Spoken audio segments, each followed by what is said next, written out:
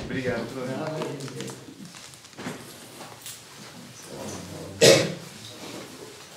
Muito bem. Nós vamos então dar início à nossa aula de hoje, que é a quinta aula, né, do nosso curso sobre a doutrina da Igreja. Né? Nós estamos estudando então o símbolo apostólico, estamos no primeiro artigo. Na aula passada nós fizemos um grande esforço para entendermos qual é a causa do tempo, de tal forma que, entendendo o tempo, nós distinguíssemos justamente a dimensão temporal da eternidade, assim entendermos melhor a Deus. Né? Nós tomamos alguns conceitos da Suma Teológica de São Tomás de Aquino, que iluminam, por sua vez, os textos do Catecismo da Igreja, aos quais nós iremos em breve.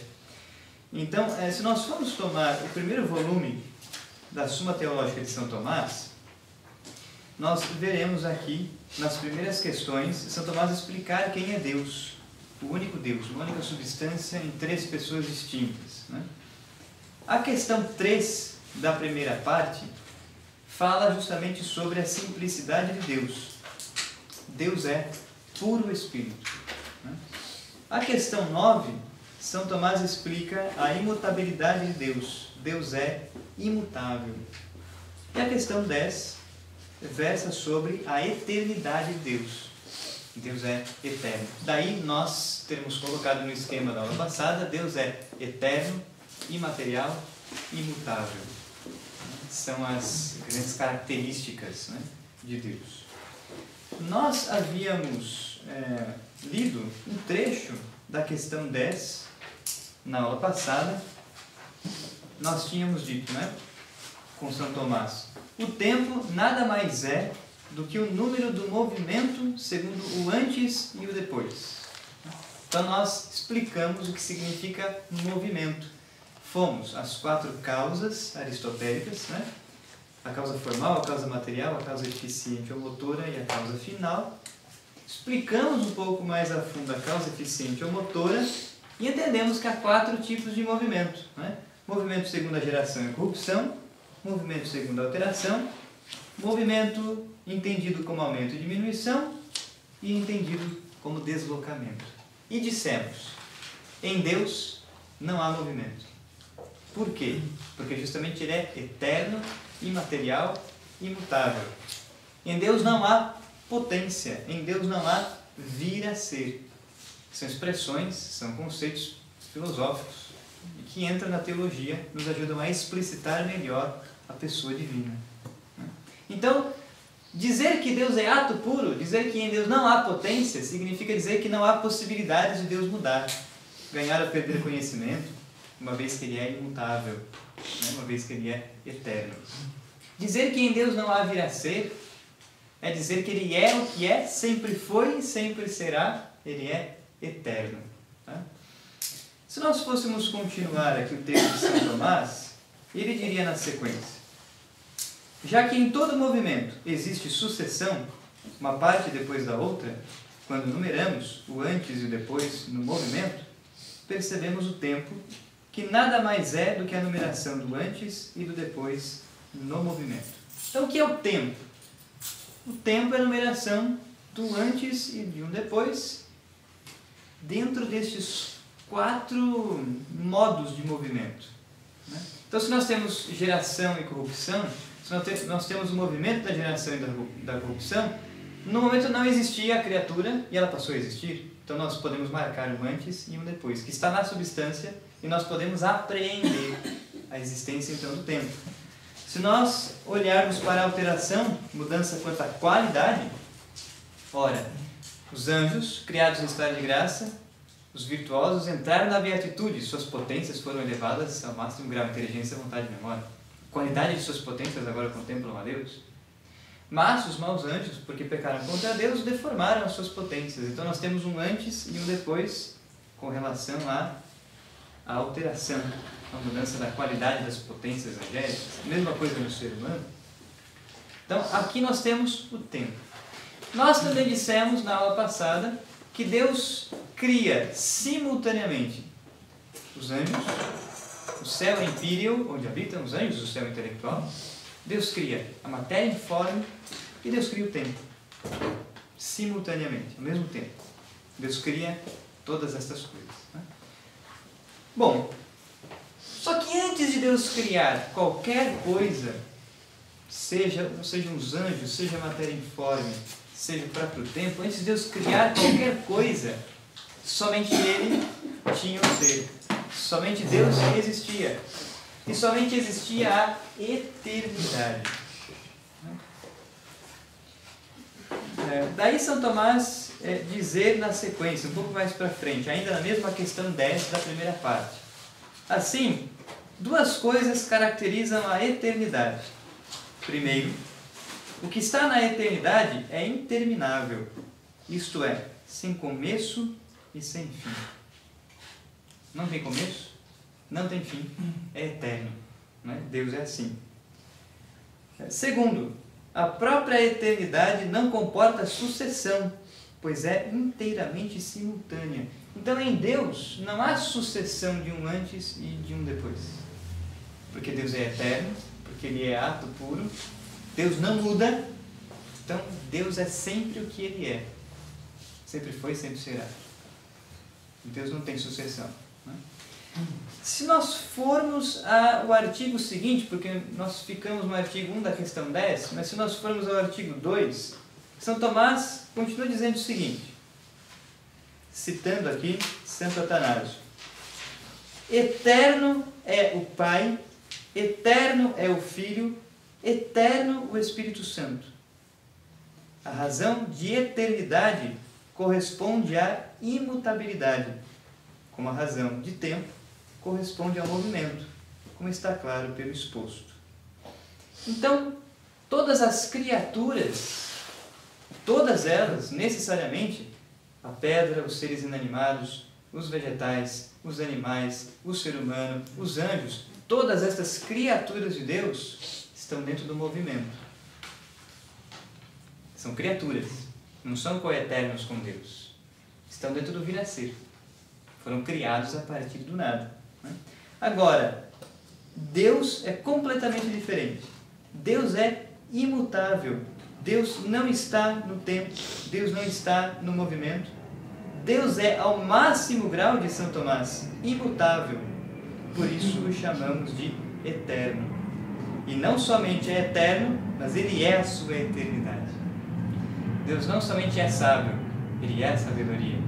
Deus não somente é bondoso, Ele é a bondade. Em Deus não há acidentes. Essas características todas, que em nós são adjetivos, né? Em nós são características. Em Deus é o seu ser. Ele é todas estas coisas simultaneamente. E aí São Tomás vai continuar explicando no artigo 2 essas questões das características da eternidade. Nós vamos agora vir para cá, para esse esquema que foi posto aqui na lousa. Então nós dissemos, antes de Deus criar tudo, só havia a eternidade. Na eternidade, portanto, não existe tempo. Antes de Deus criar todas as coisas, nós temos a processão das pessoas divinas. Então agora nós vamos olhar para este quadro. Tudo que está aqui neste quadro está na questão 27 de São Tomás de Aquino, questão 27 da primeira parte, né, da Suma Teologia, questão que tem 5 artigos.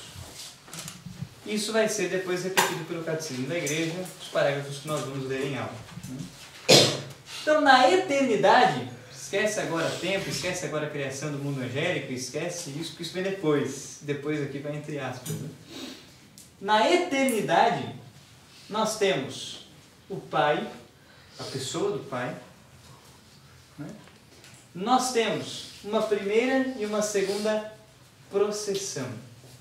Esses são os termos teológicos que tanto o magistério da Igreja vai usar, quanto também São Tomás de Aquino, para explicar a Trindade. Então aqui nós temos o Deus uno e trino. Nós cremos em um único Deus. Por que um único Deus? Porque é uma única substância. A mesma substância do Pai, a mesma substância do Filho, a mesma substância do Espírito Santo. Como se nós tomássemos uma única vela com 3 pavios distintos. Imagem material, muito longe da realidade divina, mas que nos ajuda a entender. Se nós tomássemos uma vela um tanto grossa com 3 pavios e acendêssemos os 3 pavios ao mesmo tempo, nós teríamos o quê? Uma única chama, uma única substância. Só que nós temos 3 pavios distintos, assim como temos 3 pessoas distintas em Deus.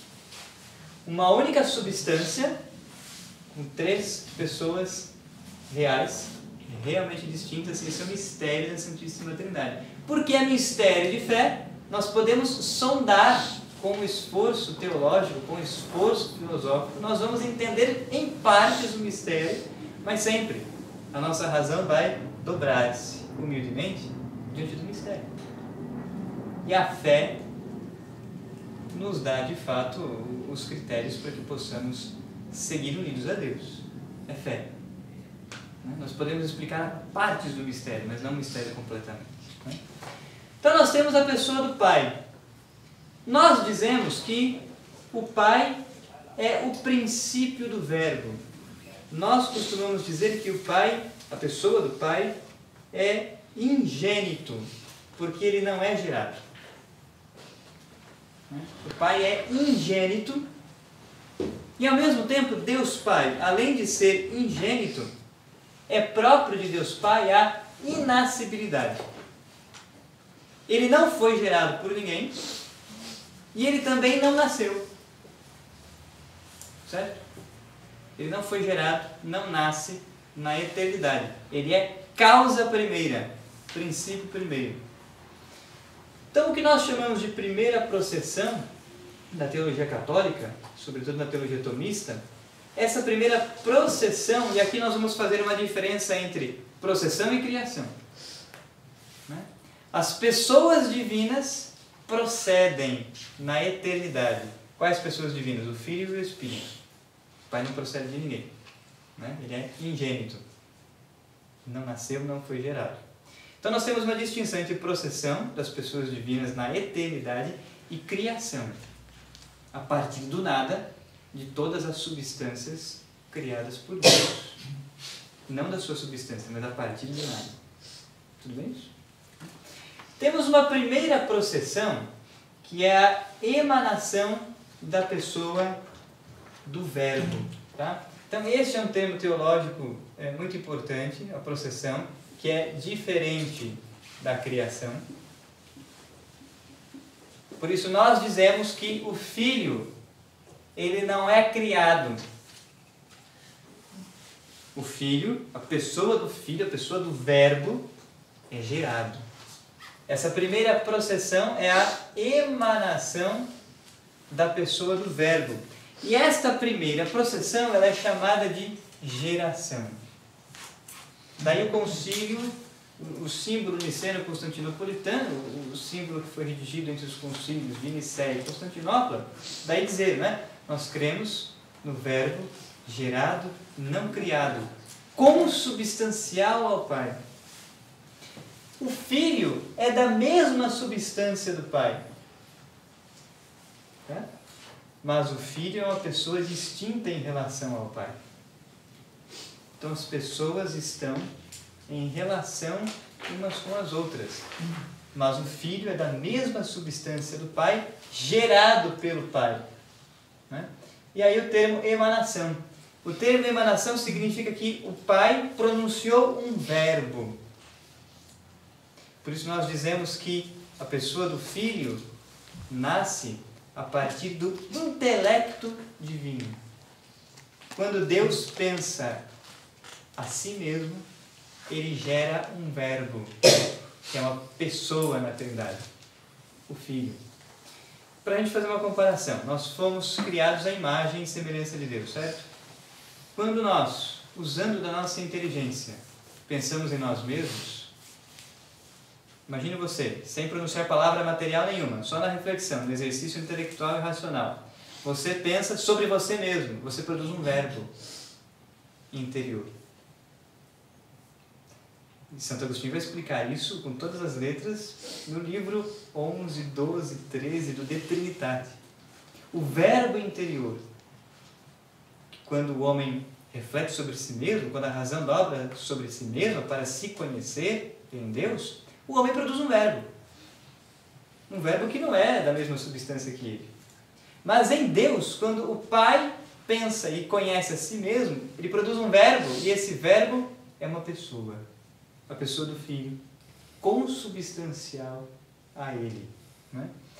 Esta processão do Filho, essa emanação da pessoa do Filho, cuja substância é idêntica do Pai, né? Nós chamamos isso de emanação. O Pai se copia no Filho, por isso nós dizemos que o Verbo é a imagem perfeita do Pai, consubstancial ao Pai, coeterno ao Pai. Nós chamamos isso de geração. Tá? Então, o Filho é gerado pelo Pai antes de todos os séculos. Deus de Deus, luz da luz, Deus verdadeiro de Deus verdadeiro, não é isso? Nós professamos no símbolo niceno-constantinopolitano, o Filho é gerado pelo Pai antes da criação de qualquer coisa, por isso antes de todos os séculos. Tá? Agora, a terceira pessoa da Santíssima Trindade é o Espírito Santo. Tá? E aqui nós falamos de uma segunda processão. Há uma segunda processão em Deus. A processão da pessoa do Espírito Santo. O Espírito Santo procede do Pai e do Filho. Tá? Essa segunda processão é de ambos. Né? O Espírito Santo procede do Pai e do Filho, mas o Espírito Santo, nós colocamos aqui embaixo, o Espírito Santo não é feito, o Espírito Santo não é criado, e aí tudo isso é comum ao Filho, mas o Espírito Santo ele também não é gerado. A Igreja nos ensina que o Espírito Santo não é gerado. O único que é gerado é o Filho. Por isso o nome, né, de verbo, de Filho. O Espírito Santo ele procede do Pai e do Filho ao modo de expiração. O que é isso? O que é expiração? Quando você inspira, você puxa o ar para dentro dos pulmões, não é isso? Quando você expira, você joga o ar para fora. Né? Ora, o Espírito Santo procede do Pai e do Filho ao modo de expiração. Quando o Pai e o Filho se amam na eternidade, o amor entre o Pai e o Filho gera a terceira pessoa, e aqui o gera é só para a gente entender, porque não é o termo próprio para se dizer isso. Quando o Pai e o Filho amam-se e estão unidos no amor na eternidade, deles então procede, né? De uma maneira mais precisa, procede a pessoa do Espírito Santo, procede a modo de expiração. O Espírito Santo é chamado também nas Sagradas Escrituras de Paráclito. O Espírito Santo é chamado de amor, por isso A está em maiúsculo. O Espírito Santo é o amor entre o Pai e o Filho. O Pai ama o Filho pelo Espírito, e o Filho ama o Pai pelo Espírito. Por isso que vem o termo pneuma também? Isso. Por isso que o Filho é o Verbo gerado pelo Pai, quando o Pai pensa a si mesmo. São Tomás vai dizer, o Verbo, ele é gerado do intelecto divino. O Paráclito, ele procede do Pai e do Filho, a modo de expiração, quando o Pai e o Filho amam-se na eternidade. Estão, portanto, em comunhão. Então, essa processão do Paráclito não é chamada nem de geração, o Paráclito também não é chamado de verbo, é chamado de Espírito, justamente porque é ele que une o Pai e o Filho. Entende? Daí, palavra pneuma. Pneuma, de pneumatologia, de pneu, aquele que tem ar. O Espírito Santo é a expiração do Pai e do Filho. Professor, o plano de salvação foi feito anterior à criação? As criaturas? Não. Porque isso existia antes da criação. Isso. Deus sim. Deus é eterno. Né? Então, na eternidade, o Pai gera o Filho e do Pai e do Filho procede o Espírito Santo. Eternidade. Antes de todos os séculos. Antes da criação de qualquer coisa. Se é que a gente pode usar a palavra antes aqui. Né? Porque não tinha tempo. Como é que a gente vai usar antes e depois aqui, né? Então, na eternidade, antes de ser criada qualquer coisa, Deus tinha o ser. E eternamente, o Filho é gerado pelo Pai e o Espírito Santo procede do Pai e do Filho. Eternamente. Entende? Nós podemos dizer o quê? Na mente divina, Deus já havia pensado em nós. Nós já existíamos? Substancialmente não. Mas na mente divina, Deus já havia pensado em nós. Em todas as criaturas. Que haveria de fazer. Que haveria de criar. De tirar do nada. Tá? Mas aqui é a eternidade. Aqui nesse esquema nós estamos descrevendo exatamente o que São Tomás explica na questão 27. Da primeira parte da Suma de Teologia. E nas seguintes, quando São Tomás vai, por exemplo, na questão 33, 34, 36... São Tomás vai falar do Pai, do Filho e do Espírito Santo. Então aqui nós colocamos algumas coisas, né? O Pai é o princípio do Verbo. O Pai é ingênito, porque não é gerado por ninguém. É Ele quem gera. Né? Dele é próprio a inascibilidade.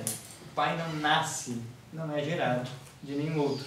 É Ele quem gera a pessoa do Filho e é do Pai e do Filho que procede o Espírito Santo na eternidade. Tudo bem? Só que dizer que o Pai gera o Filho não significa dizer que o Filho é menor que o Pai.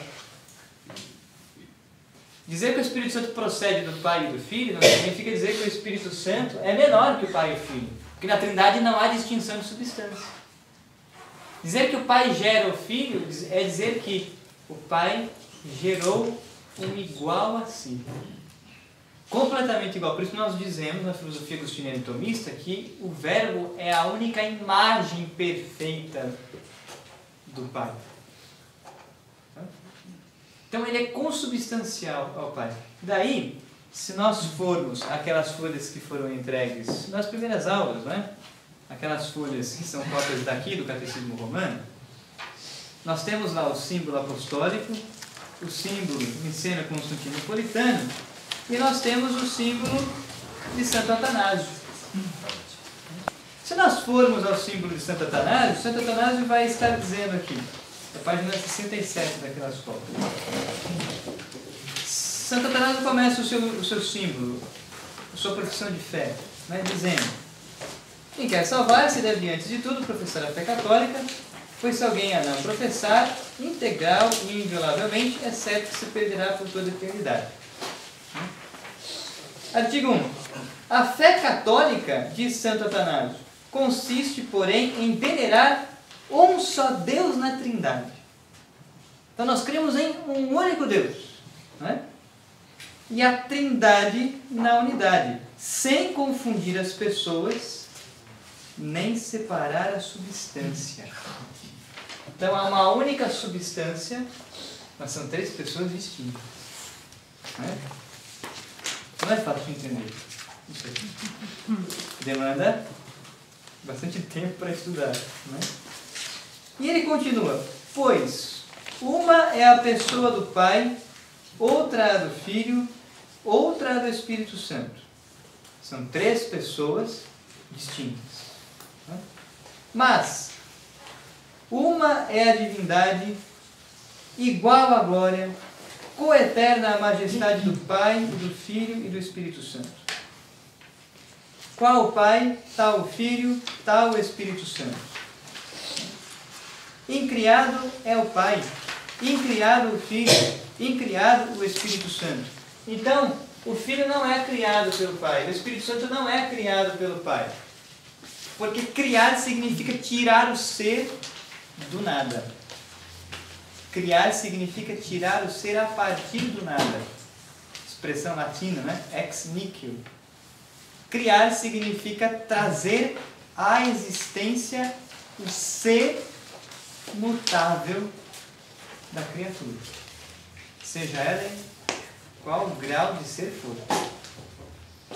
Tá? Então, Santo Atanásio está dizendo, incriado é o Pai, incriado o Filho, incriado o Espírito Santo.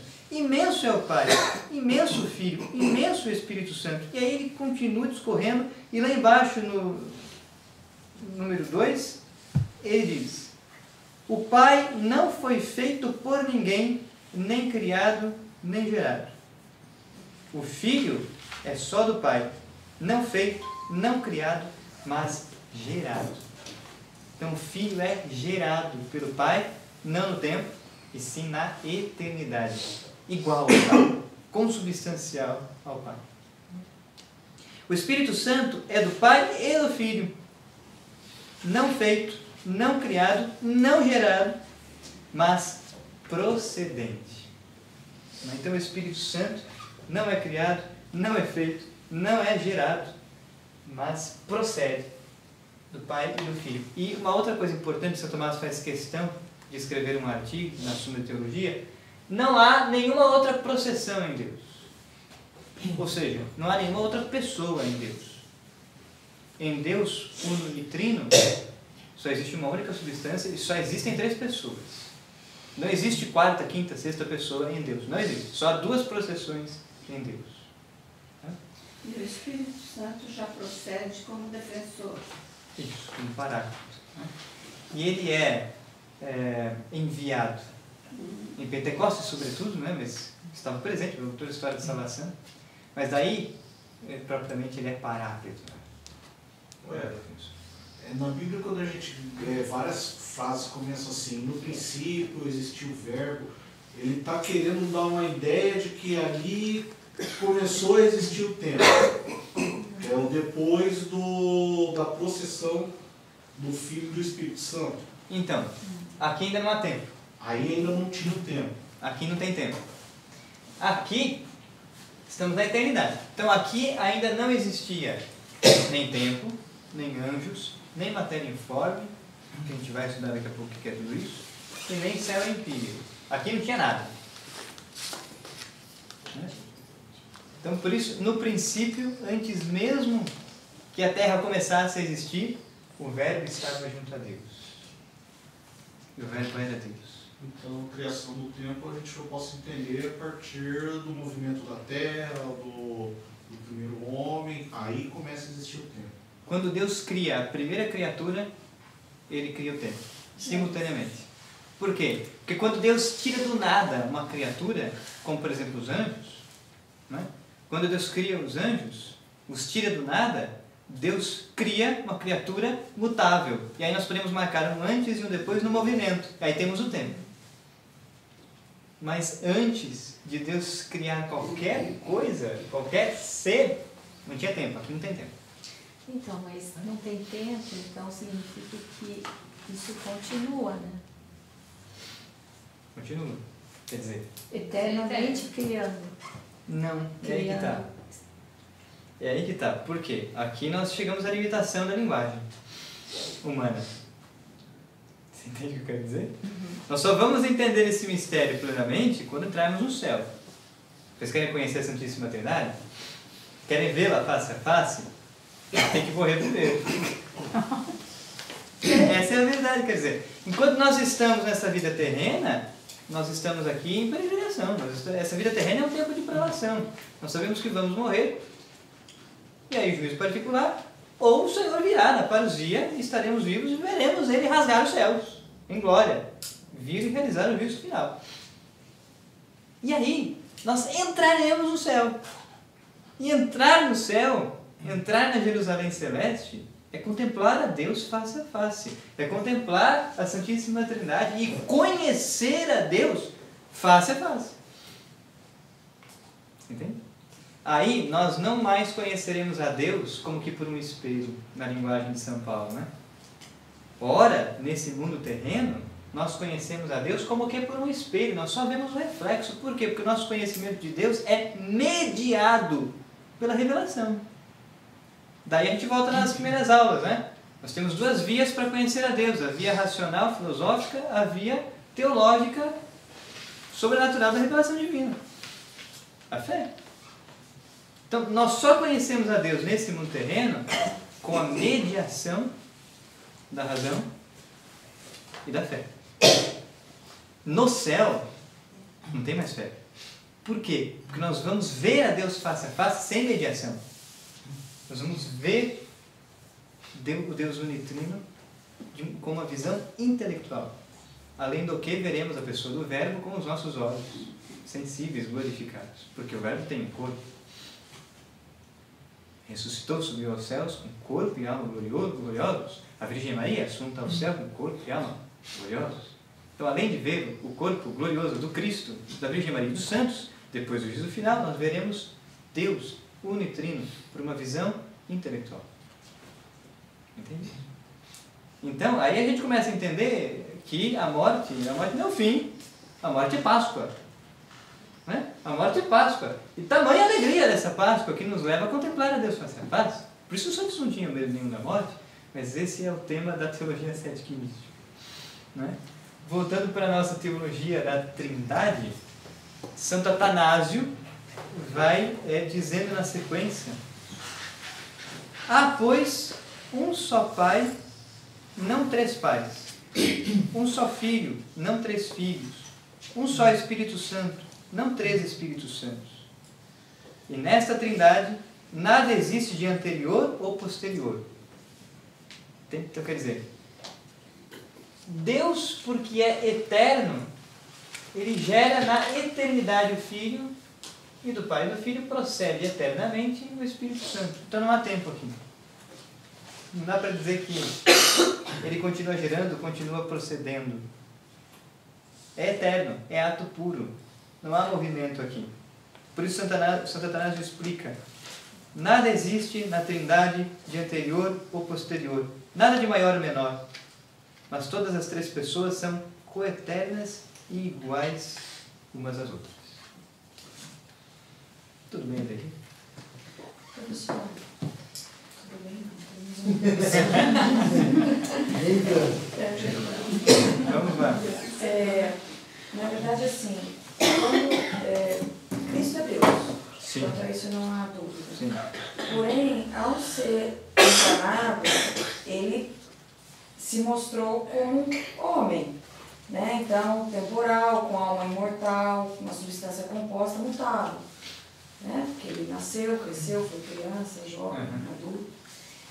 Isso, na nossa visão, quer dizer, a gente vê Cristo como um homem no tempo e no espaço, mas para Deus não, ou sim, ele se tornou uma substância no momento em que ele estava, no tempo em que ele ficou terreno. Como é que é isso? Como é que a gente ajuda a entender isso? Que Vamos lá. é honra, né? Vamos lá.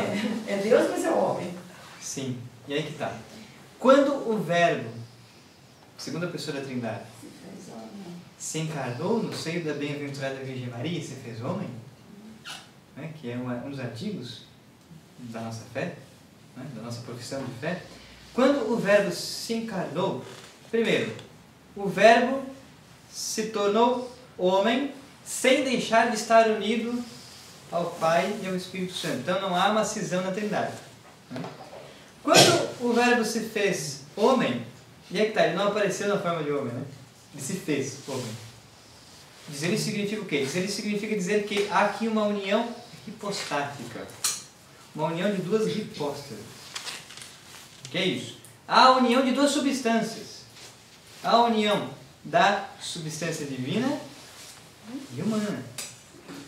Né? Então nós cremos e professamos até que em Cristo, quando assumiu a natureza humana, nós temos um corpo de carne e ossos, uma alma humana e a divindade. Então a divindade não substitui a alma. E ao invés da alma animar o corpo, o que anima o corpo é a divindade, não é isso? Não é? Nós cremos que em Cristo encarnado há a divindade, a substância divina do Verbo, uma alma e um corpo. É a união de duas hipóstases, duas naturezas em uma única pessoa, a natureza divina e a natureza humana. Né? Essa alma Deus manda, como ele faz para um ser humano na hora da encarnação, é isso? Isso mesmo. Então quer dizer, no momento em que o anjo Gabriel aparece a Virgem Maria e anuncia, né? E no momento em que a Virgem Maria responde, né? Porque a edição Luiz Maria Guimond de Montfort, os céus pararam, né? Para escutar a resposta daquela menina. Porque da resposta daquela menina dependia a nossa salvação. Então os céus, os anjos, todos pararam para ouvir. E ela disse assim, né? Faça-se em mim segundo a tua palavra. Da grande diferença entre Maria e Simão Pedro, né? Simão Pedro disse para o Senhor, eu farei a tua vontade e vou contigo até a morte se for preciso. E aí está negando o Senhor 3 vezes. Por quê? Porque agiu com as suas próprias forças. A Virgem Maria não responde assim, eu vou fazer a tua vontade.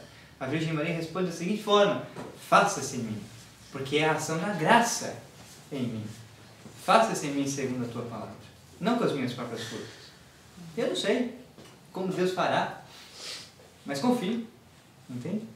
Então, quando a Virgem Maria dá a sua resposta, ali, naquele instante, quer dizer, Deus cria a alma de Cristo, infunde a alma de Cristo no óvulo de Nossa Senhora, ao mesmo tempo que a divindade também é infundida no óvulo de Nossa Senhora. E nos diz a tradição da igreja que Maria deveria ser muito nova, muito mocinha, porque era o primeiro óvulo que amadureceu. Foi fecundado pela ação do Espírito Santo. Deus cria e infunde uma alma, a alma humana de Cristo, e infunde também, ao mesmo tempo, a divindade no óvulo.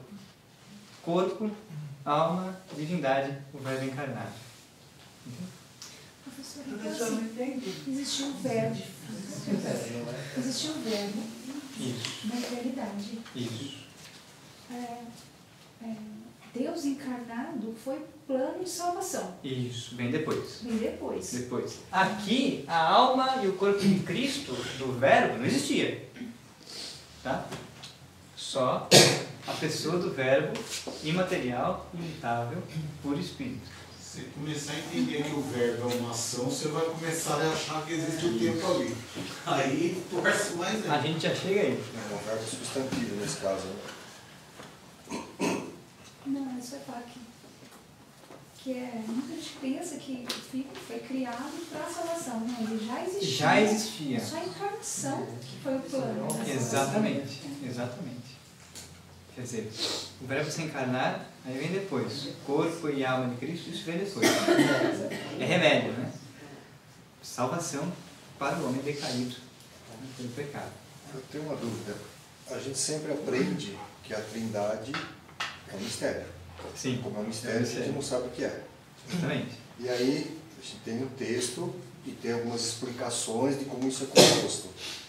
A minha pergunta é, como que se consegue explicar ou justificar algumas coisas dessa ordem? Sim. Então, nós podemos conhecer do mistério de fé uma parte. Né? Que parte? A parte que Deus revelou. Onde? Nas Sagradas Escrituras, na tradição apostólica. Né? Deus se revelou? Se revelou. Deus se revelou que Ele é uno e trino? Se revelou. Vai lá em Mateus 28, 19. Ide a todos os povos, batizai-os em nome do Pai, do Filho e do Espírito Santo. Mateus 28, 19. Certo? Pega outras passagens, a gente vai entrar em algumas. Como o Evangelho de São João, capítulo 1, versículo de 1 a 3 e os seguintes também. No princípio era o Verbo, e o Verbo estava com Deus, diante de Deus. E o Verbo era Deus. Tudo foi feito por meio dele, e nada sem ele foi feito do que se fez. E o Verbo se fez carne e habitou entre nós. Evangelho de São João, capítulo 1. Né? Pai e Filho. Tá? Além de Mateus 28, 19. Mas vai a outras passagens, né? João 17, 5. Ou no Antigo Testamento, Provérbios 8, 22, 31. A gente já vai entrar em algumas passagens. Mas onde está tudo isso? Na revelação divina. A gente só consegue conhecer que Deus é um ser pessoal, uma única substância em três pessoas, a gente só consegue conhecer isso aqui, uma parte do mistério, uma parte ínfima do mistério, porque Deus se revelou. Se nós só tivéssemos a razão natural, nós poderíamos ter chegado ao máximo onde Aristóteles chegou, que é o conhecimento de uma causa primeira de todas as coisas. Né? Não chegaríamos a mais nada. Nós só conhecemos que Deus é unitrino porque Ele se revelou. Tudo bem? Então, de onde nós tiramos isso? Bíblia, tradição. Até onde foi revelado? Até onde foi revelado isso.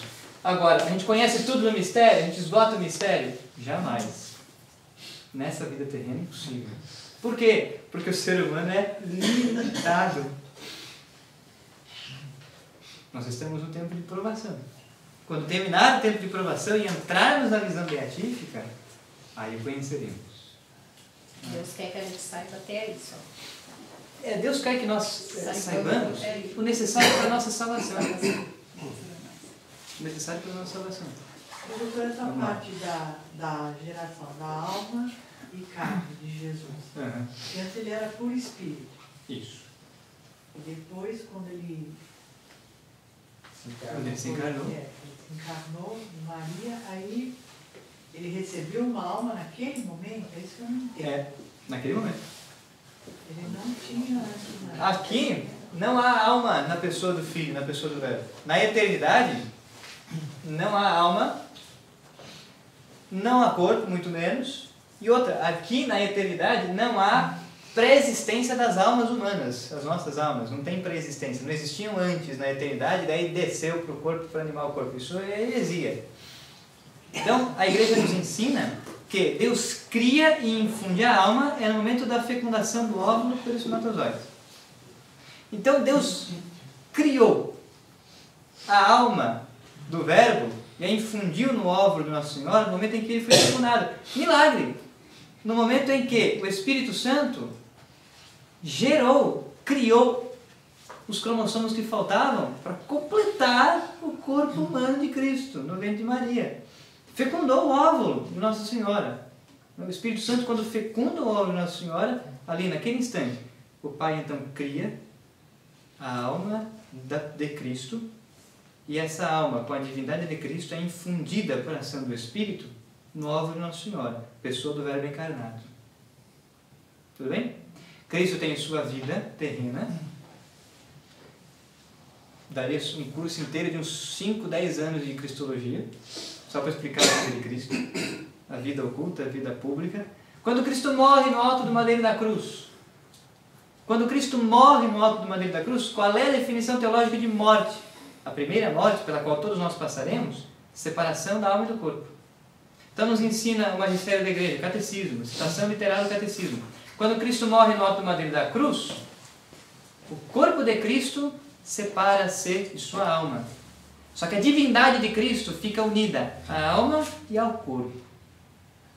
A divindade de Cristo fica unida à alma e ao corpo. A alma desce ao Sheol, a mansão dos mortos.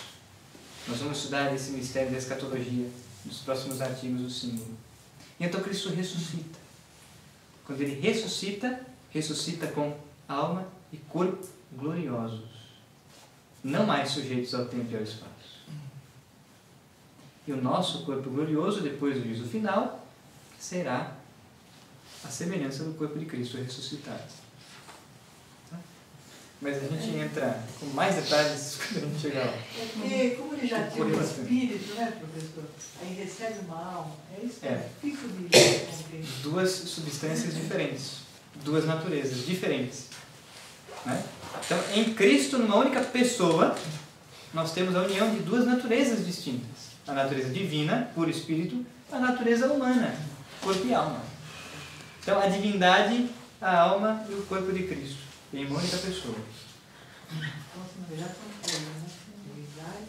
Então, hoje ele mantém os três juntos. Hoje. No céu, quando Cristo sobe aos céus, nós celebramos esse mistério na ascensão do Senhor, né?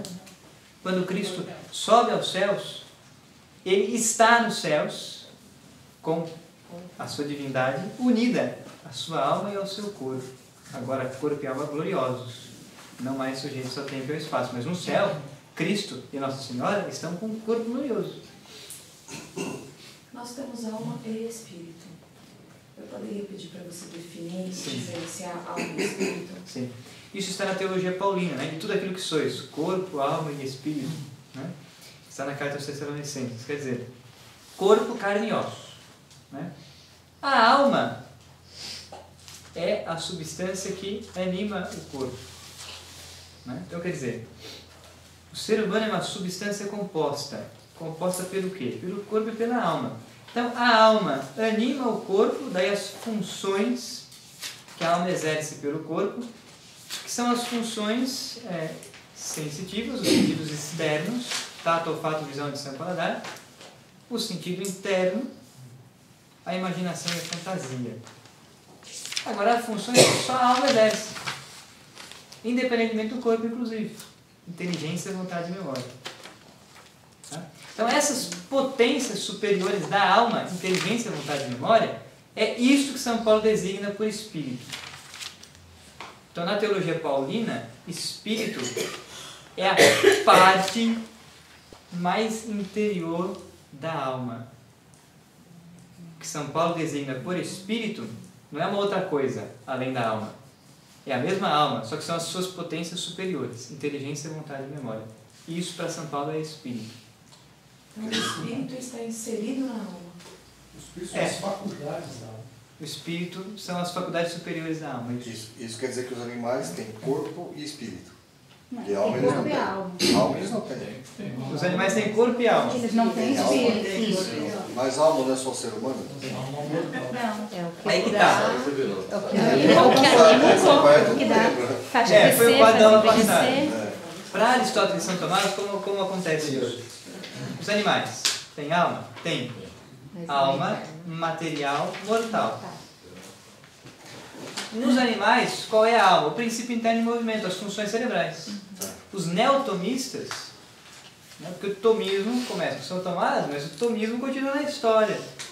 Então nós temos os neotomistas. Os neotomistas são aqueles que vão pensar a filosofia e a teologia de São Tomás no mundo contemporâneo. Então hoje que nós temos tantos recursos para estudar o corpo cada vez mais, né, os neotomistas eles dizem o quê? Qual é a alma dos animais? Olha, a alma dos animais é puramente material e mortal. O animal morreu, acabou a alma. Por quê? Porque a alma é entendida como um princípio interno de movimento. Então a alma dos animais são as funções cerebrais. Ponto.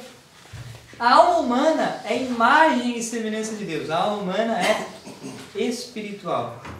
A alma humana tem subsistência depois da morte corporal. Se o corpo morre e apodrece, a alma nunca perece. É imortal.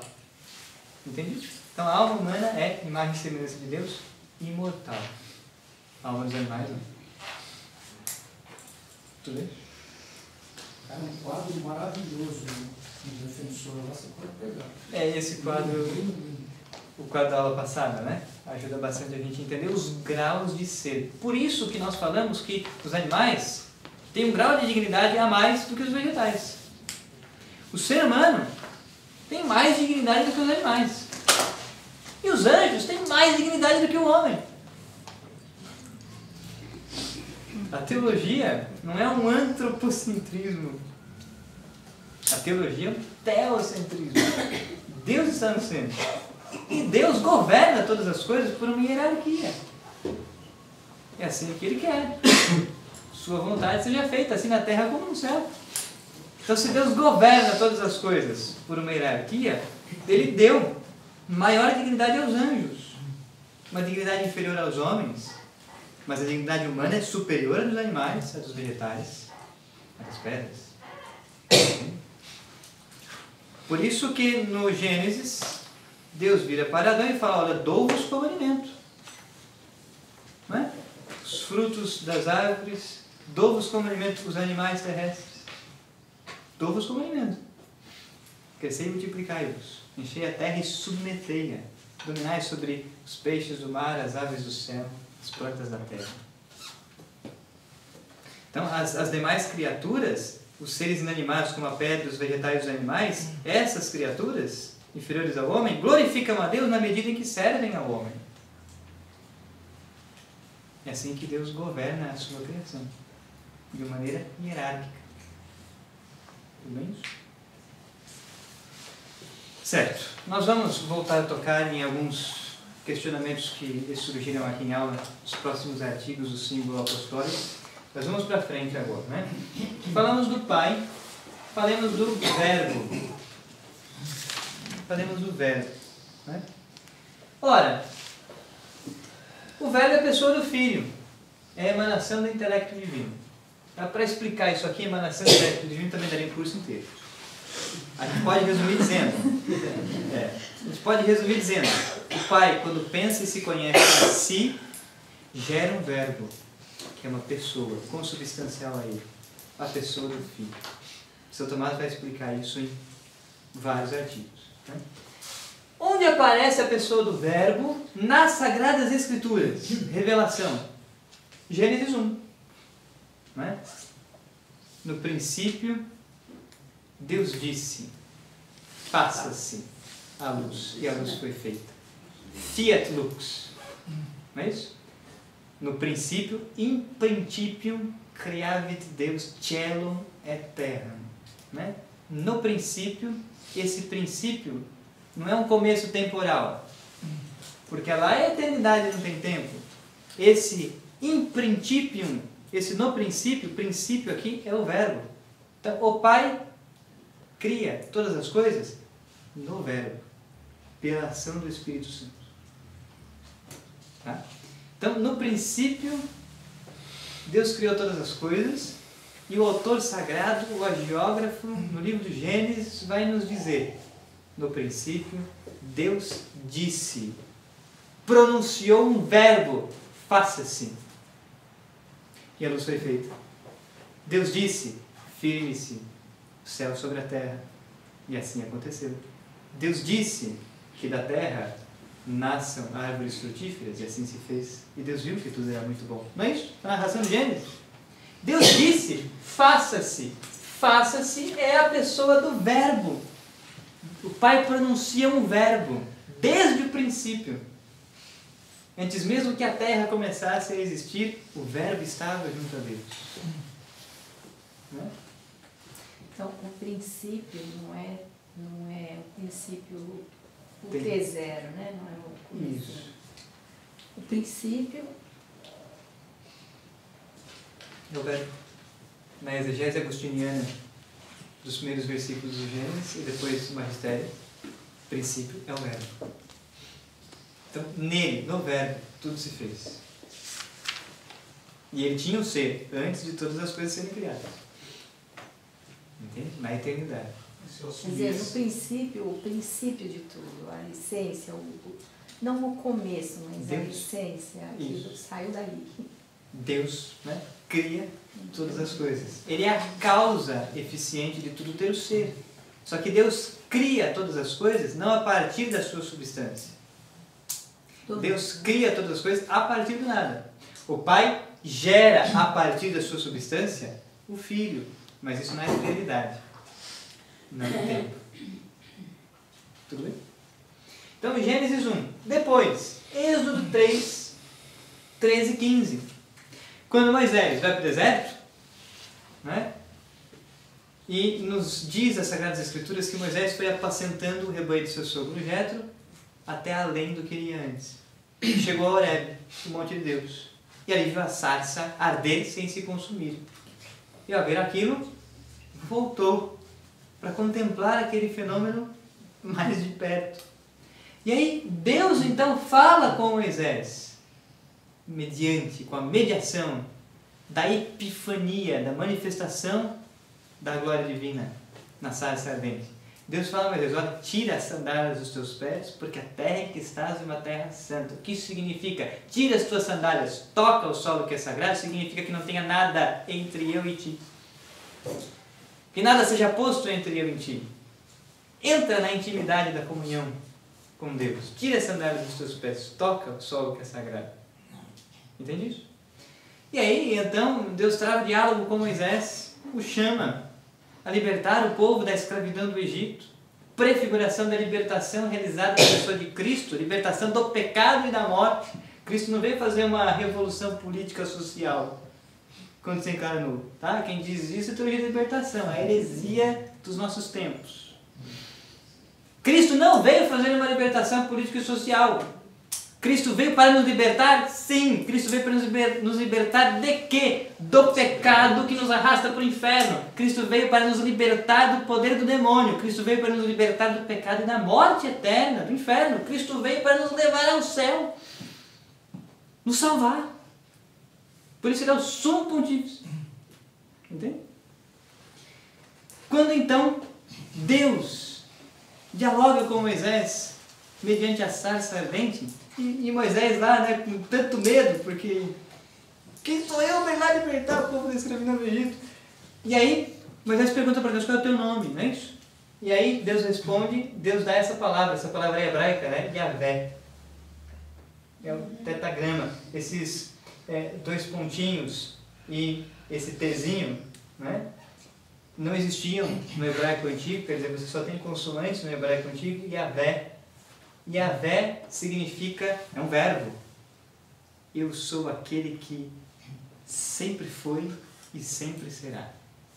Eu sou aquele que é e que sempre foi o mesmo e que sempre será o mesmo. Impossível traduzir isso. Yahvé. Então, quando Moisés pergunta para Deus qual é o teu nome, Deus dá um verbo. Ora, este mesmo verbo pelo qual Deus cria todas as coisas, este mesmo verbo pelo qual Deus fala a Moisés, este mesmo verbo se fez carne e habitou entre nós, e diz São João no prólogo do Evangelho, ele veio para os que eram seus, e os seus, o povo hebraico, não o reconheceram. Ele estava ao longo de toda a história da salvação com o seu povo, e ao se encarnar, veio para os que eram seus, e os seus não reconheceram. Mas a todos aqueles que reconheceram deles o poder de se tornarem filhos de Deus. Citação literal, capítulo 1 do Evangelho de São João. Então, esse verbo é quem? É o verbo que estava presente no Antigo Testamento, na história da revelação. É o verbo. Tá? Essa palavra Yahvé, ela é impronunciável para os judeus. Tamanho respeito que os judeus têm para com o nome de Deus, eles não pronunciam. Sempre quando no texto hebraico está essa palavra, eles substituem por essa outra, que é Adonai. Essa palavra em hebraico é Adonai, que significa Senhor, né? E nos textos em grego ela é substituída por Kyrios, que também significa Senhor. Então não é só porque são 4 consoantes que é impronunciável, é até por respeito. As 4 consoantes também são impronunciáveis. É impossível traduzir isso daqui literalmente, né? Porque é um verbo que significa que ele é, mas também sempre foi o que é e sempre será, porque ele é eterno, em outras palavras. Então quando Moisés... Jeová é uma tradução errada, né, do Yahvé. Então quando Moisés pergunta para Deus e pede um nome, ele esperava um substantivo, ou no máximo um adjetivo. Deus lhe dá um verbo. Por quê? Porque é o verbo, segunda pessoa da Trindade. É Cristo. É o Filho. Já estava presente no povo hebraico. E ele se encarnou, veio para os que eram seus, e os seus não reconheceram. Então toda vez que Deus, vamos dizer que na Bíblia, dialoga com o povo, é o verbo agindo. É isso? É a pessoa do Filho. Que já estava presente no Antigo Testamento. Só não se revelou como Filho ainda. Vai se revelar como Filho no mistério da encarnação. Por isso que o tempo da revelação não termina com os profetas, não termina com Moisés, não termina com os profetas, não termina, só vai terminar com Cristo e com a morte do último apóstolo. Aí Deus se revela. Deus revela tudo o que Ele quer que conheçamos, que é necessário para a nossa salvação. E aqui no Evangelho de São João, o Logos, o verbo. Né?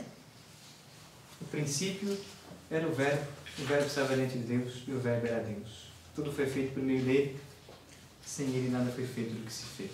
Professor, no Logos também você poderia falar um pouquinho mais sobre a razão, o intelecto, o pensamento. Ele traduziu bem por verbo, mas também tem esse outro significado, né? Sim. Que a gente pode associar com Cristo. Sim. Então quer dizer, Logos é uma palavra grega muito importante. Não é à toa que São João, o prólogo do Evangelho de São João, ele é profundamente filosófico e teológico. São João está falando aos gregos. Né? Está escrevendo, está falando com os gregos. Na filosofia grega, o Logos é o exercício da razão, o exercício do intelecto. Né? Então, os filósofos, quando discursam quando usam da retórica, quando usam da dialética, quando usam da oratória, quando buscam a verdade, estão usando o Logos, o poder do Logos, o poder da palavra. Por isso que em algumas traduções nós temos, né? No princípio era a palavra. Né? Mas não é a tradução mais... não é a tradução melhor. A tradução melhor é verbo. Porque é o verbo racional na filosofia grega. Quando São João usa essa expressão, esse termo no princípio era o verbo, o logos, São João está querendo dizer, olha, o verbo que se fez carne e habitou entre nós, ele é a pessoa do Filho, a emanação do intelecto divino. Ele é a sabedoria. Em outras palavras, São João está dizendo isso. O Filho, o Cristo, que assumiu a nossa natureza humana e morreu por nós no alto madeira da cruz, ele é a sabedoria. Só nele, somente nessa escola filosófica, vocês encontram uma salvação. Em outras palavras, São João está dizendo isso aos gregos. Os gregos estavam em busca da sabedoria, por isso as diversas escolas filosóficas, o período helenístico, que é esse período no qual estão os apóstolos, os padres apostólicos, período helenístico. No período helenístico, as escolas filosóficas diversas que existiam estavam à procura do sumo bem. Porque possuindo o sumo bem, nós seríamos felizes. Aí nós temos as escolas filosóficas do platonismo, neoplatonismo, o aristotelismo, o epicurismo, os estoicos, tantos outros. Todos à procura do sumo bem. São João está dizendo, olha, o sumo bem é o Logos que se fez carne. O sumo bem é Cristo. Ele é a sabedoria do Pai. Somente Ele pode nos dar a salvação e a beata vita, a vida feliz. Tá? Quer falar de enculturação? Lê o prólogo do Evangelho de São João. Entende o que eu quero dizer? Quer dizer, ele escreve aos gregos para evangelizar os gregos. O Logos que se encarnou, ele é a sabedoria, o Verbo. Tudo bem? Então, se nós tomarmos conosco esses trechos das Sagradas Escrituras, por exemplo, vamos lá, eu vou colocar aqui na lousa para que depois vocês possam pegar em casa as seguintes passagens bíblicas. Posso apagar isso aqui, né?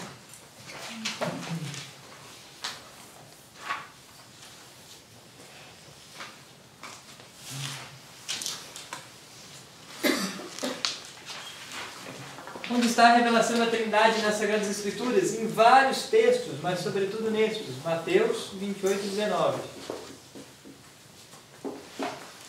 João, que nós citamos bastante aqui, 1 ao 3 e depois o 14.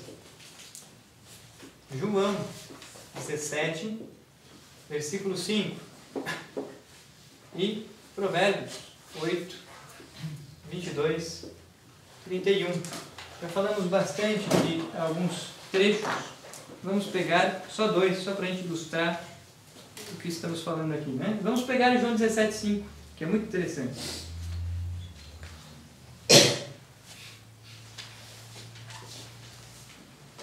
Em João 17, versículo 5, é a oração sacerdotal de Jesus, e Cristo reza ao Pai da seguinte maneira: e agora, glorifica-me, Pai, junto de ti, com a glória que eu tinha junto de ti antes que o mundo existisse. Citação literal das Sagradas Escrituras, Evangelho. Estou toda hora olhando por favor. Citação literal do Evangelho. Não é? Glorifica-me, Pai, junto de ti, com a glória que eu tinha junto de ti antes que o mundo existisse, na eternidade. Tá? Então, Sagrada Escritura, revelação, fontes das quais nós podemos extrair a existência e o mistério da Santíssima Trindade, um único Deus em três pessoas. Então aqui aparece, né, a pessoa do Pai e a pessoa do Filho. Aqui aparece a pessoa do Pai, do Filho e do Espírito, ele por todo mundo, evangelizar a todos, batizar em nome do Pai, do Filho e do Espírito Santo. Tá? Mas no Antigo Testamento nós também temos passagens muito interessantes, como por exemplo esta. De Provérbios 8, 22. Se você pegar esse texto, olha só o que diz esse texto. Olha só. Antigo Testamento. O Verbo estava presente aqui, na história de salvação? Estava. Diz o seguinte: Yahvé me criou primícias de sua obra, de seus feitos mais antigos. Desde a eternidade fui estabelecida. desde o princípio, antes da origem da terra, quando os abismos não existiam, eu fui gerada, quando não existiam os mananciais das águas. É a sabedoria falando, né? Sabedoria personificada aqui. Antes que as montanhas fossem implantadas, antes das colinas, eu fui gerada. A sabedoria, o Verbo, o Filho, segunda pessoa da Trindade. Ele ainda não havia feito a terra e a erva, nem os primeiros elementos do mundo. Quando firmava os céus, lá estava eu. Quando traçava a abóbada entre a face do abismo, quando condensava as nuvens no alto, quando se enchiam as fontes do abismo, quando punha o limite no mar e as águas não ultrapassavam o seu mandamento, eu estava junto com ele, com o mestre de obra. Eu era o seu encanto todos os dias, todo o tempo brincava em sua presença, brincava na superfície da terra, encontrava minhas delícias entre os homens. A sabedoria. E aí, segue o texto. E vamos. Então, são muitos os textos que nós podemos tomar das Sagradas Escrituras como fundamento teológico, né, proveniente da revelação divina, para firmarmos, então, o dogma da Santíssima Trindade. Assim? Tudo bem até aqui?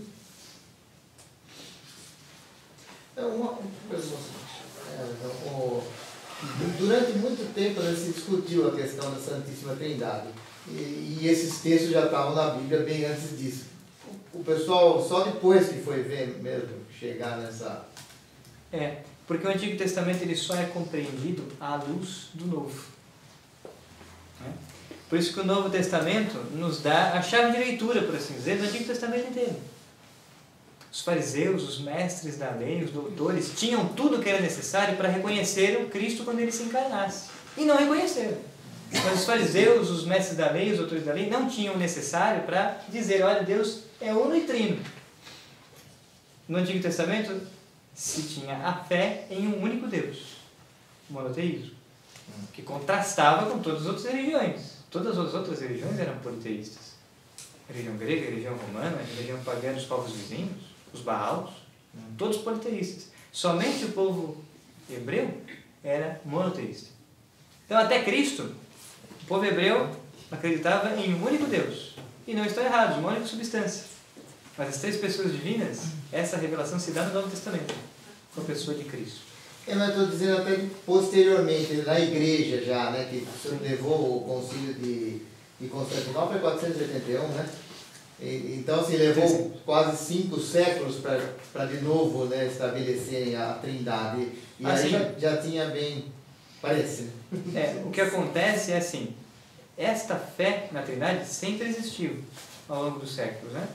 O que acontece foi que, diante das heresias que foram surgindo, sobretudo o sabelianismo e o arianismo, diante dessas heresias, então a igreja se reuniu em concílio, daí havia cessado já a perseguição do Império Romano, né?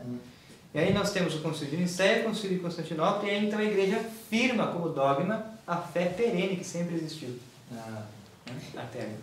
Tá. A diferença é que a partir de agora é dogma. Tá. Para a gente distinguir a verdade das heresias. Nestorianismo, né? Que Jesus não seria divino. Isso. Aí, quem quiser se aprofundar sobre essas heresias, nós vamos tocá-las daqui e ali. Mas no nosso drive nós temos esse texto aqui. A primeira folha é essa, é do professor Magno José de Vela. Aqui nós temos um material que foi preparado por ele. E mais para o final ele vai falar sobre o Concílio de Nicéia, ano de 325. Ele vai explicar o Concílio de Nicéia, vai explicar o que Ário entendia por Trindade, o Concílio de Constantinopla, no ano de 381, e os outros concílios, o Concílio de Éfeso, o Concílio de Calcedônia, Constantinopla II. É um texto que está no drive, nós podemos ter acesso para estudar ele. Pois bem, aqui na lousa não coube, mas nós temos a pessoa do Espírito Santo, né? São Tomás vai falar do Espírito Santo na questão 36 e 37 da Suma de Teologia. O Espírito Santo, então, é a terceira pessoa da Santíssima Trindade, procede do Pai e do Filho, não é gerado, não é criado, ele é procedente do Pai e do Filho, ao modo de expiração do Pai e do Filho. Né? O Espírito Santo é também chamado amor. Por quê? Porque o Espírito Santo procede no momento em que o Pai ama o Filho e o Filho ama o Pai. É a inspiração do amor divino. Certo. Aqui convém dizer, sem entrar em muitas controvérsias, que a Igreja Católica Apostólica Romana, nós cremos que o Espírito Santo procede do Pai e do Filho. Mas os católicos ortodoxos não creem assim. Os católicos ortodoxos creem que o Espírito Santo procede do Pai pelo Filho. Para os ortodoxos, e essas foram discussões acaloradas ali entre os séculos 9, 10 e 11, que vai culminar no cisma do Oriente, no ano de 1054, né? Patriarcado de Constantinopla por um lado, a Igreja Romana com o Papa por outro lado. Dentre os diversos pontos, talvez o principal aspecto teológico do cisma seja esse, quer dizer, os ortodoxos creem que o Espírito Santo procede do Pai, porque ele é o único ingênito, o único que pode dar o ser a uma nova pessoa da Trindade na eternidade. Então, para os ortodoxos, o Espírito Santo procede do Pai pelo Filho. Mas afirmar isso significa afirmar que o Filho é menor que o Pai. O Filho não é capaz de proceder também uma nova pessoa da Trindade. O Pai gerou o Filho consubstancial a si. Então, aqui, nessa controvérsia, nós temos um problema na questão da consubstancialidade entre o Pai e o Filho. Se o Filho é igual ao Pai, consubstancial, o Filho também pode ser causa de processão da terceira pessoa na Trindade. Isso é filioque? É a questão do filioque. Tá? No Drive nós também temos um artigo muito interessante que foi escrito por Dom Estevão Bittencourt. E justamente é esse o título, a questão do filioque. E lá Dom Estevão Bittencourt vai explicar historicamente, inclusive, essa questão do cisma do Oriente. Tá? A gente não vai entrar em muitos detalhes aqui por conta do nosso tempo, mas é um texto muito interessante para a gente continuar os nossos estudos. O que quer dizer filioque? Filioque procede, né? Quer dizer, procede do pai e do Filho. Por isso essa controvérsia foi chamada, né? A questão do filioque, porque para os ortodoxos ela está errada. Né? Filioque procede do Pai. Quer dizer, para os ortodoxos não existe o filioque. O Espírito Santo não procede do Pai e do Filho. O Espírito Santo procede só do Pai pelo Filho. Nós vamos agora ao Catecismo da Igreja.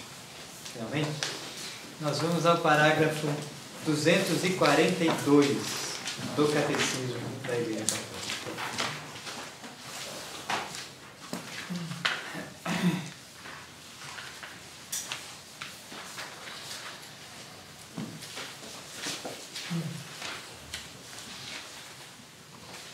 Esse movimento dos ponteiros é uma tristeza. Tempo. Vamos lá.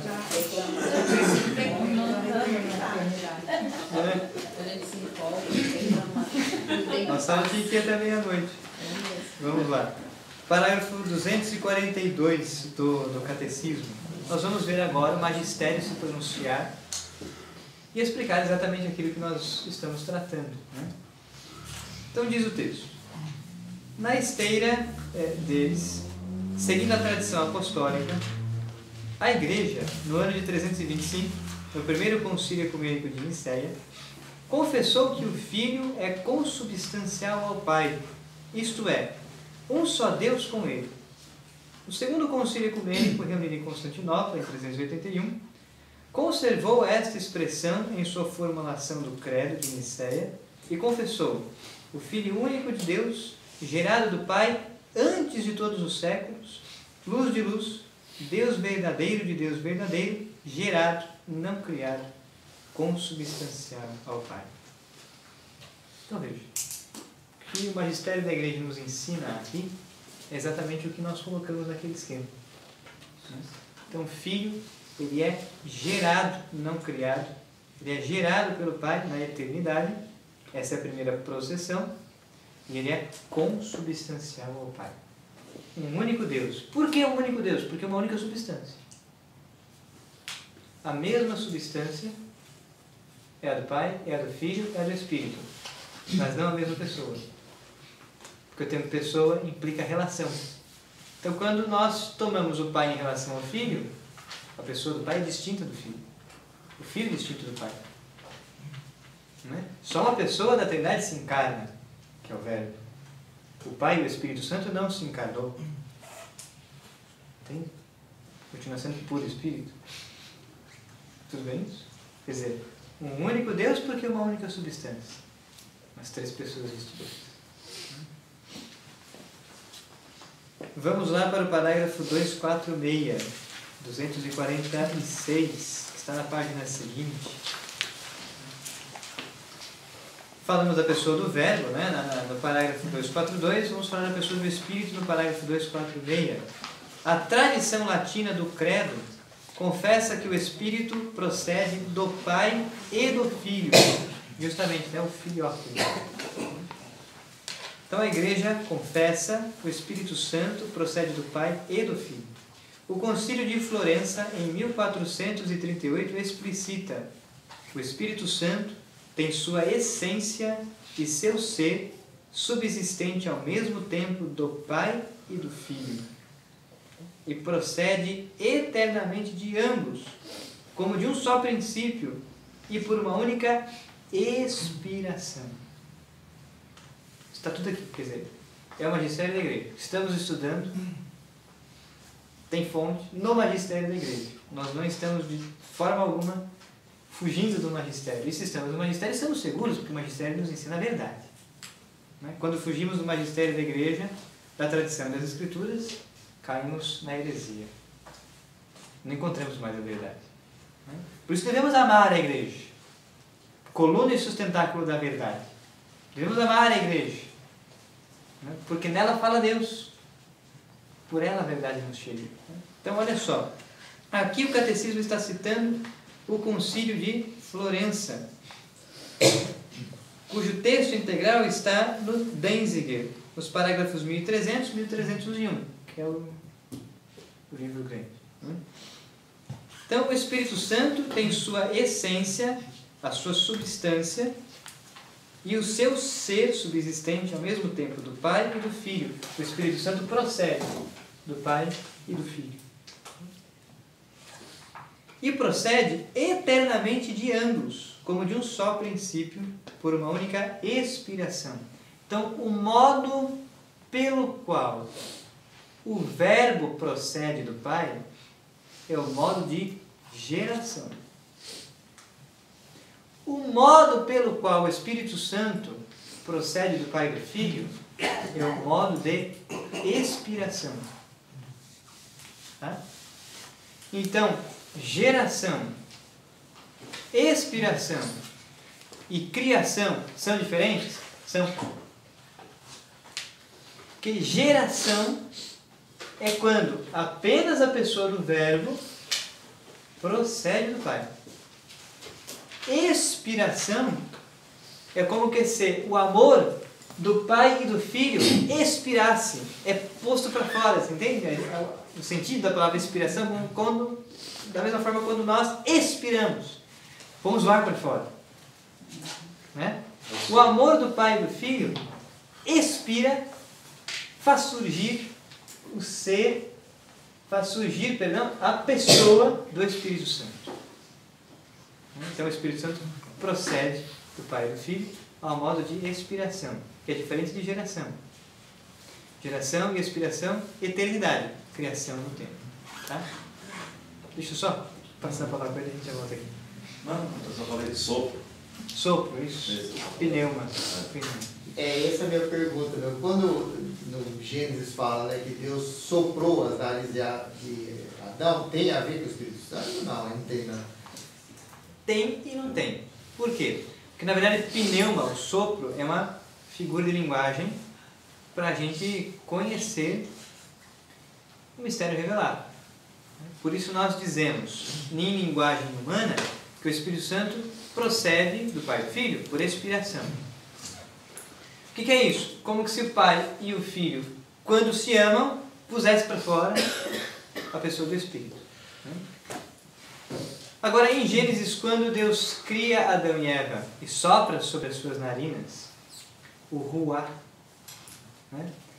Daí a diferença entre os sopros. Há uma diferença exegética de palavras aqui. O ruá é o sopro, mas é a infusão da alma humana. Então, em Gênesis, quando Deus cria Adão e Eva, o autor sagrado vai dizer que Deus modelou do barro, do solo, Deus modelou da terra o corpo de Adão e insuflou em suas narinas o sopro da vida, o hálito da vida, o ruá. Quer dizer, Deus cria a alma e infunde no corpo, e o homem se torna um ser vivente, em Gênesis. E Deus cria Adão e Eva adultos, em Gênesis. Deus não os cria criança, Deus já os cria em estado adulto. Né? Muito bem. Só o problema da língua, né? No português você fala sopro. Exato, é a mesma coisa. Só que você vai ver no original, no grego, ele tem as a diferença. Aí entra a exegese.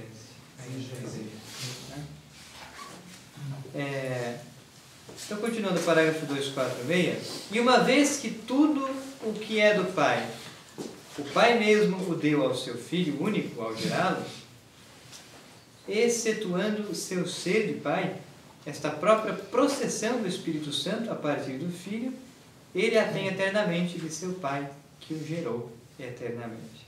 Uma citação do Concílio de Florença. E aí o catecismo segue, fazendo inúmeras afirmações. O catecismo vai no parágrafo 247, no seguinte, explicar a questão do filioque, a questão da distinção do credo romano e ortodoxo. Né? E aí, continua para frente, nós vamos agora para o parágrafo 252.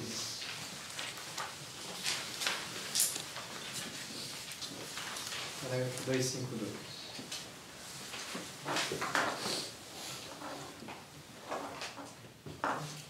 O parágrafo 252 diz o seguinte: a Igreja utiliza o termo substância, traduzido também às vezes por essência ou por natureza. Então aqui são sinônimos: substância, essência, natureza. Quando nos dirigimos a Deus. Tá? Substância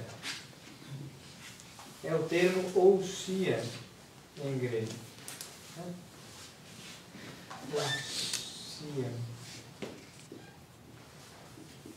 Substância. Esse termo substância a Igreja herdou da filosofia grega. Né? Sobretudo a explicação aristotélica, quer dizer, para Aristóteles o que é substância? Tudo que tem o ser. Tudo que tem o ser e não depende do outro para ser o que é.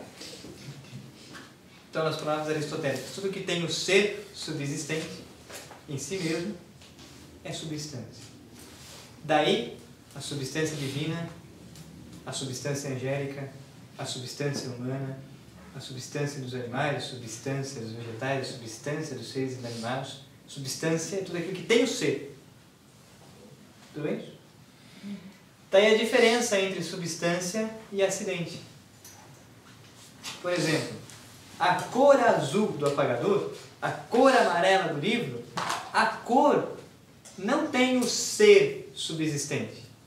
A cor depende da substância para existir. Ninguém vê a cor amarela correndo por aí. Não é isso? A cor está em uma substância. A cor não é substância por si mesma. Mas o livro é substância por si mesmo. O ser humano é substância por si mesmo. Tem o ser no mundo real. Os anjos é uma substância. Tem o ser no mundo real. Deus é uma substância. Tem o ser no mundo real. Mesmo que os nossos sentidos não apreendam. A gente quer a discussão da aula passada, né? Mesmo que os nossos sentidos não apreendam. Então a Igreja utiliza o termo substância, traduzido também às vezes por essência ou por natureza, para designar o ser divino em sua unidade. Então, dizemos que Deus é uma única substância, eterna, material, imutável. E nós utilizamos o termo pessoa ou hipóstase, né? Que também vem do grego, né? Hipóstase.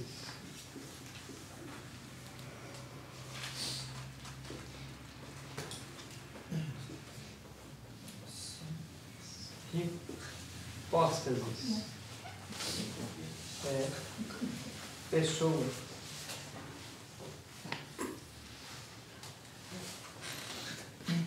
A igreja então utiliza o termo substância e o termo pessoa ou hipóstase para designar o Pai, o Filho e o Espírito Santo em sua distinção real entre si.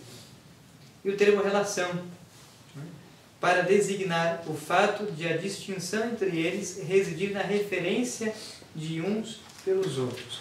Então a distinção, a diferença entre o Pai e o Filho não está na substância. A diferença entre a pessoa do Pai e a pessoa do Filho não está na substância. Porque Pai, Filho e Espírito têm a mesma substância. A diferença do Pai, do Filho e do Espírito Santo está na pessoa. E a gente só encontra a diferença de pessoa quando nós entendemos a relação. São três pessoas que estão em relação, em comunhão, em comunidade, um com o outro, em comunhão. Né? Então, quando nós entendemos que a diferença entre o Pai, o Filho e o Espírito não está na substância, enxergamos um único Deus, uma única substância. Quando nós entendemos que a diferença do Pai, do Filho e do Espírito está na pessoa, o que implica a relação entre as pessoas, entendemos que Deus é Trindade. Tudo bem? Nossa inteligência enxerga que Deus é uno e trino. Certo? A substância responde ao que é. Isso. E a pessoa responde quem é. Isso. Exatamente. Exatamente. Vamos para frente, para terminar esse bloco. Mas não a sua função, né, professor? Não tem nada a ver. Quem é, mas não a sua função. Porque a função é a mesma. É a Trindade quem cria. Daí nós dizemos, né, que Deus é comunidade. Quando Deus nos criou a sua imagem e semelhança, Deus imprimiu em nós a sua imagem. O dom gratuito da criação, nós já falamos aqui, quer dizer, onde está a imagem de Deus? Nas potências superiores da alma. A alma é uma única substância imaterial, puro espírito. Só que a alma tem três potências distintas. A inteligência não é o que a vontade é. A vontade não é o que a memória é. A memória, por sua vez, não é o que a inteligência e a vontade são. São três potências, faculdades diferentes em uma única substância, que é a alma. Imagem de Deus em nós. Só que se Deus é comunhão e comunidade de amor, nos criou para ser igreja.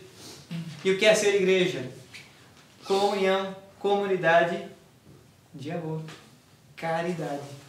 Daí a união da alma com Deus, porque amamos a Deus, Deus nos ama. Daí a união da eclésia, a união dos cristãos, que devem se amar. Nos diz os Atos dos Apóstolos que depois de Pentecostes, a comunidade primitiva dos cristãos, a igreja nascente, todos olhavam para como eles se amavam e ficavam admirados. Quem tem Deus, ama.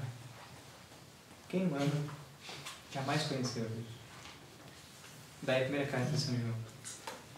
Essa questão do quem e o que ajuda muito a gente a entender a questão do Theotokos, da mãe, porque a gente tem esse problema. Como é que pode ser a mãe de Deus? É um grande questionamento que faz sobre esse problema nosso. Sim. Você entendendo isso aí, você começa a entender que é a mãe de Deus. Exatamente. Vamos para frente. Parágrafo 253. A Trindade é una. Não professamos três deuses, mas um só Deus em três pessoas. A Trindade consubstancial. Citação do Concílio de Constantinopla. As pessoas divinas não dividem entre si a única divindade, mas cada uma delas é Deus por inteiro. O Pai é aquilo que é o Filho. O Filho é aquilo que é o Pai. O Espírito Santo é aquilo que são o Pai e o Filho. Isto é, um só Deus por natureza. Então veja, o Pai é aquilo que é o Filho na substância, não na pessoa. Na substância, o Pai é aquilo que é o Filho é aquilo que é o Pai, o Espírito Santo é aquilo que são o Pai e o Filho. Cada uma das três pessoas é esta realidade, isto é, a substância, a essência ou a natureza divina. Agora, as pessoas divinas, daí a diferença aqui de novo, né? Na substância, não há diferença entre Pai, Filho e Espírito Santo. São a mesma substância. Um único Deus. As pessoas divinas são realmente distintas entre si. As pessoas divinas são diferentes entre si em que? Na substância? Não. São a mesma substância. As pessoas divinas são distintas entre si em que? Na relação. Na relação. Então, Pai em relação ao Filho são duas pessoas diferentes. O Pai e o Filho em relação ao Espírito são três pessoas distintas. Tá? As pessoas divinas são realmente distintas entre si, na relação. Não Deus é único, mas não solitário. Pai, Filho, Espírito Santo não são simplesmente nomes que designam modalidades do ser divino, pois são realmente distintos entre si. Então, essa frase é importante, quer dizer, Pai, Filho e Espírito Santo não são nomes que designam modalidades do ser divino. Daí a heresia do modalismo, ou do sabelianismo. Né? Sabélio foi um presbítero, né? Padre, teólogo do século III. Tanto por causa de Sabélio, quanto por causa de Ário. Portanto, o sabelianismo e o arianismo são duas heresias que o Concílio de Nicéia e Constantinopla combateu veementemente. O que eles afirmavam? Para Sabélio, por exemplo, há um único Deus. E as manifestações divinas dão a entender que são três pessoas diferentes. Mas é um único Deus. Então, para Sabélio, há um único Deus que criou todas as coisas e é chamado de Pai. Há um único Deus que se encarnou. Mas a mesma pessoa que se encarnou é a mesma pessoa que criou todas as coisas. Percebe o erro? Não é a mesma pessoa. É o mesmo Deus enquanto substância. Porque há um único Deus. Mas não é a mesma pessoa. Para o modalismo, também chamado sabelianismo, e aí as diversas vertentes do sabelianismo, para Sabélio, há um só Deus, mas de acordo com as manifestações divinas, levou um nome diferente, mas é a mesma pessoa criou todas as coisas, a mesma pessoa se encarnou, a mesma pessoa é enviado como paráclito, e não é a mesma pessoa.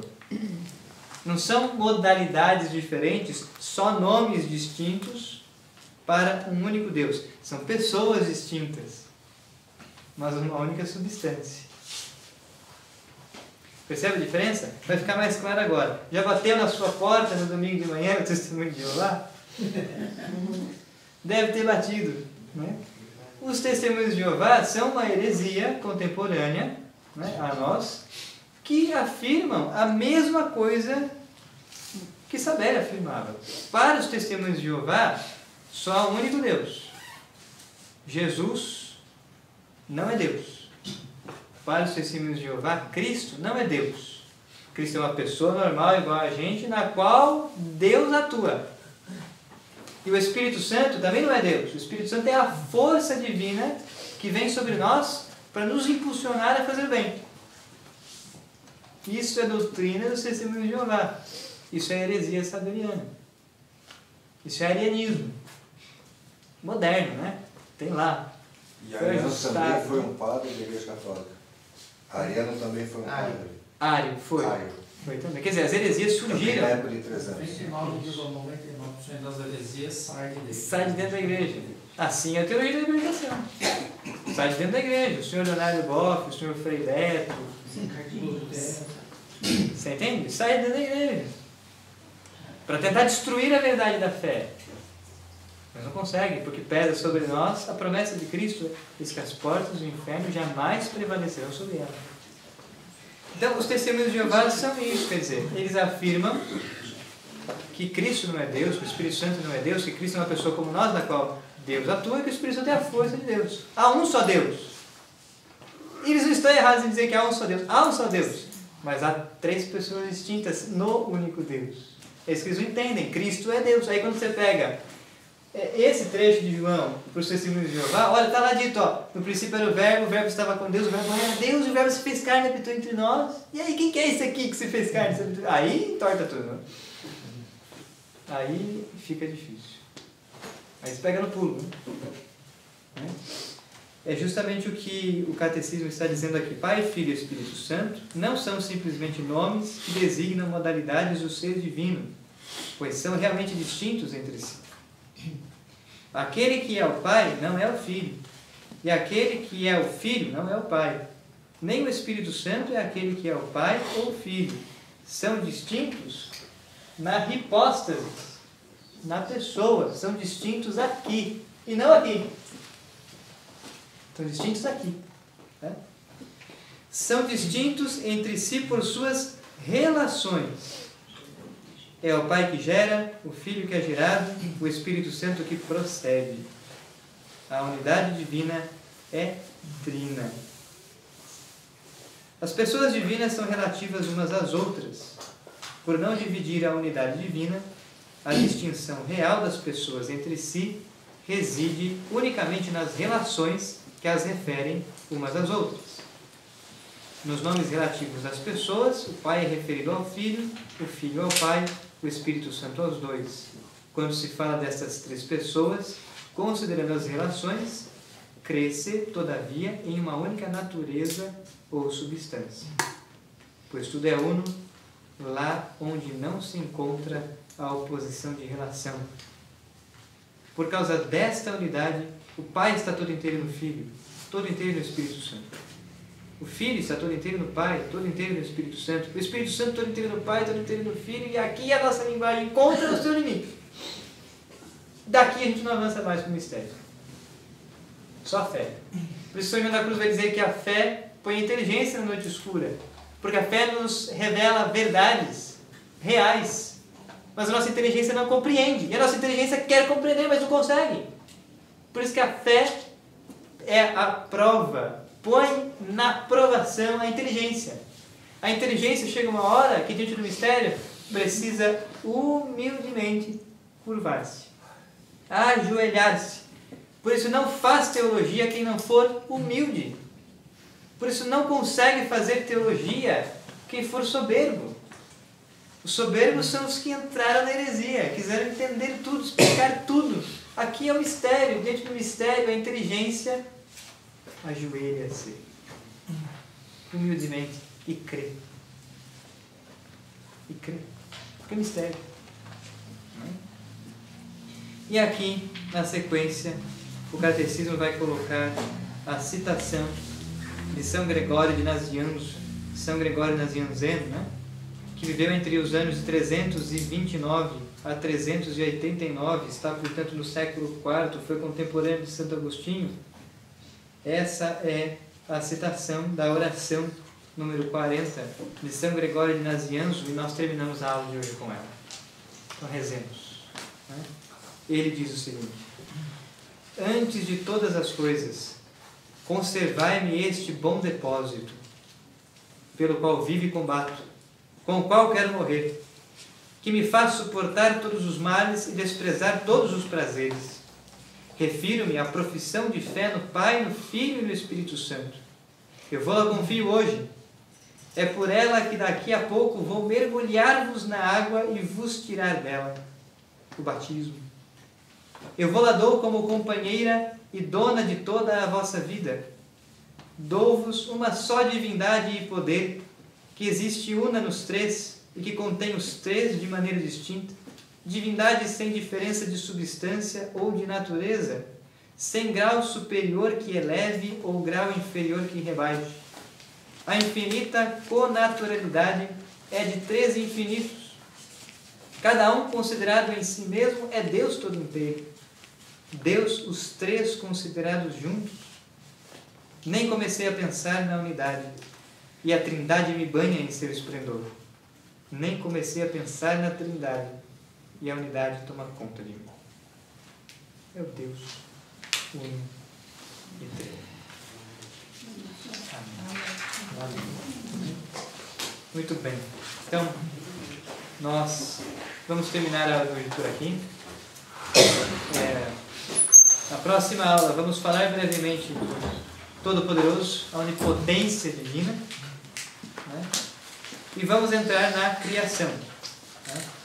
Vamos falar então da criação do céu e da terra, e aí é mais simples de entender que nós estamos falando de criaturas temporais notáveis, aí a gente está mais perto de nós, né? A eternidade é difícil de compreender. Nós vamos falar então da criação do céu e da terra, mundo angélico e o homem. Vamos falar da queda dos anjos e da queda do homem. E aí vamos para o artigo 2, né, do símbolo apostólico. Vamos falar da pessoa do Cristo, né, no artigo 2. Tá bem? É isso. Muito obrigado mais uma vez pela presença. Desculpe o atraso. Mas é isso. Essa é a agonia. Sempre fica muito mais por falar do que aquilo que foi dito. Toda a aula que preparei não era nem 20% de tudo que existe sobre isso. E do que eu consegui expor para vocês não foi nem 5% da aula preparada. Então, quer dizer que o curso vai durar o quê? Uns 50 anos, mais ou menos? É isso? Olha, os nossos estudos é para a vida inteira. Para avançar a eternidade. Por isso, o incentivo de continuar os estudos em casa, né? Com os materiais de referência que temos, aprofundar isso, seja com as obras do Drive ou a Suma de Teologia de São Tomás e outros textos, são estudos da vida inteira.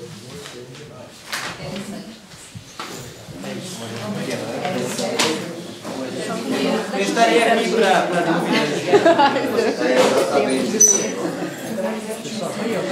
dúvidas.